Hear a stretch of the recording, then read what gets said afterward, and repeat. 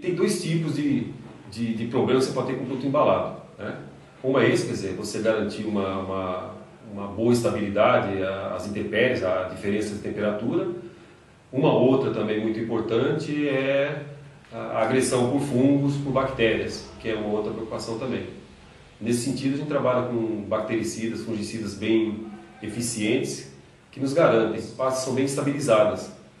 Temos aditivos que conferem uma boa estabilidade tanto de decantação, tá? Porque às vezes no transporte, você tem variações muito grandes de temperatura, você pode ter variação de temperatura para cima, significa você diminui um pouquinho a viscosidade. Diminui a viscosidade e você tem um meio mais fluido, aquelas partículas que normalmente tendem, né, pela ação da gravidade, o objetivo delas é ir para o fundo. O que a gente procura fazer é com que isso não aconteça usando aditivos específicos e próprios para isso. Então aí entra também aquilo que eu falei no início, quer dizer, mais um ponto.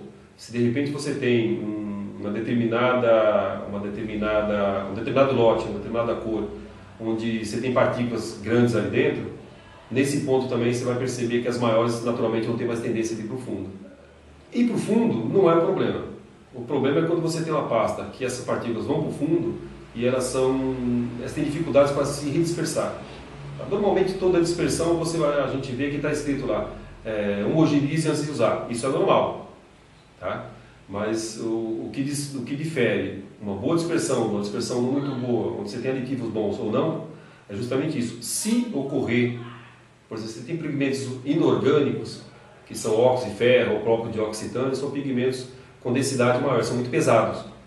Então esses pigmentos realmente eles têm uma facilidade, por natureza, por densidade, de sedimentar, quando não bem protegidos.